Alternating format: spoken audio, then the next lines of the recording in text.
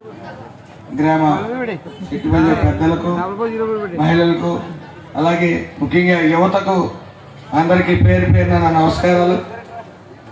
ఈరోజు 48వ వార్షికోత్సవం అమ్మవారిది 48సారి జరుపుకుంటా ఉన్నారు. మరి ఈరోజు ఇక్కడికి రావటం, మరి మీరందరూ కూడా ఒక కుటుంబంలో కలిసి ఉండటం కనుల విందుగా ఉంది. ముఖ్యంగా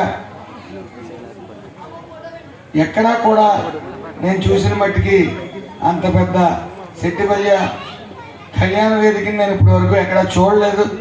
ముఖ్యంగా ఏ అండదండలు లేకపోయినా అందరూ కలివిడిగా మరి ₹1 కోటి పైగా విరాళాలు సేకరించి మరి కనీ విని ఎరగని రీతిలో కళ్యాణ మండపాన్ని మీరు నిర్మించుకున్నారు.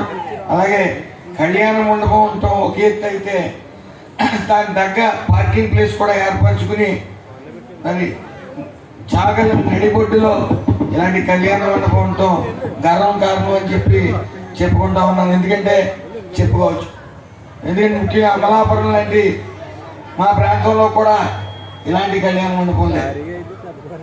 మరి డబ్బు ఉన్న వాళ్ళు ఉన్నా ముందుకు వచ్చేవాళ్ళే.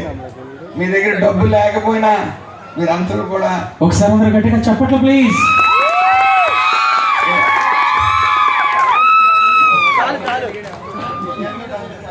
అలాగే మరొకసారి నిజంగా వాళ్ళందరికీ చేతులెత్తి నమస్కరిస్తా ఉన్నాను. ఇలాంటి కళ్యాణ మండపాలు ఉండాలి. ఎందుకంటే చాగళ్ళు పరిసర ప్రాంతాలు ఎక్కడా కూడా ఖాళీ సైట్ లేదు. ఒక పెళ్లి చేసుకోవాలంటే, సరైన పెళ్లి చేసుకోవాలన్న ప్లేస్ లేదు. దాన్ని ఏర్పరిచిన పెద్దలు, దాని విరాళాలు ఇచ్చిన వారందరికీ కూడా పేరు పేరున నమస్కారాలు. అలాగే నా వంతు సహకారం ఈ పెద్దలందరూ కూడా అడగడం జరిగింది. ఖచ్చితంగా నేను నా వంతు సహకారం నేను చేస్తాను.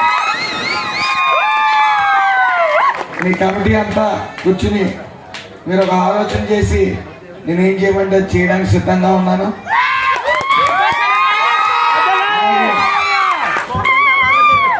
2022-23 సెట్టిపల్లి వన సమారాధన జరిగినప్పుడు అమలాపురంలో ఇక్కడి నుంచి భారీ స్థాయిలో సుమారు 500 మంది రావడం అంటే మాటలు కాదు. ఆ రోజునే రాజమండ్రి వైపు చాలా భారీగా వస్తున్నారని మేము ముందే అంచనా వేశాం. అలాగే దాన్ని అంచనాలు తగ్గట్టు మరి చాగళ్ళు వల్లిగుంట ప్రాంతం నుంచి కూడా ఎక్కువ మంది రావటం, మీ యొక్క జాతీయాభిమానాన్ని చాటి చెప్పుకోవడం, అదేవిధంగా ఐక్యత అనేది చాలా గ్రామాల్లో మిమ్మల్ని చూసి నేర్చుకోవాల్సిన పరిస్థితి ఎంతైనా ఉందని చెప్పి నేను అభిప్రాయపడుతున్నాను. ఎందుకంటే ఈ కళ్యాణ మండపం చూడగానే నాకే కళ్ళు చెందింది. అంత ఘనంగా ఒక కళ్యాణ మండపాన్ని ఏర్పరచుకున్న మీ అందరూ అదృష్టవంతులు. అలాగే ఏర్పరిచిన, దీనికి సహకరించిన దాతలందరికీ మరొకసారి నా శుభాకాంక్షలు, ధన్యవాదాలు కూడా. అలాగే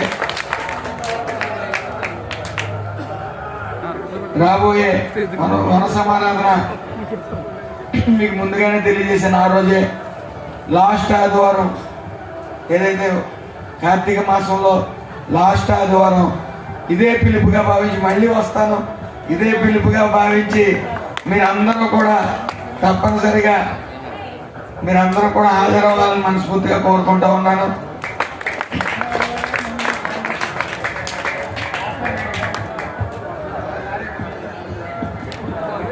అప్పుడే పిలుపులకు వస్తాయి.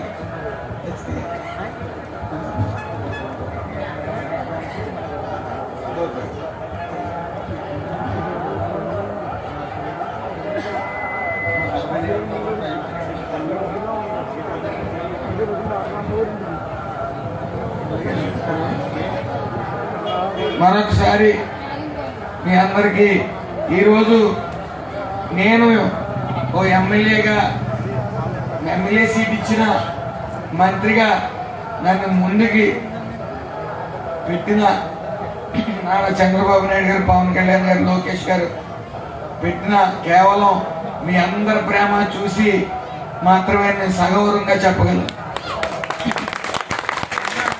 పదవున్నా లేకపోయినా నా పిలుపు మేరకు ఇక్కడ భారీ ఎత్తున ఈ గ్రామం నుంచి సోదరులందరూ వచ్చినందుకు మరొకసారి కృతజ్ఞతలు తెలుపుతూ సెలవు. Thank you. మన యూట్యూబ్ ఛానల్ జై శెట్టి బల్జా ఛానల్ మరి లైక్ చేయండి, సబ్స్క్రైబ్ చేయండి.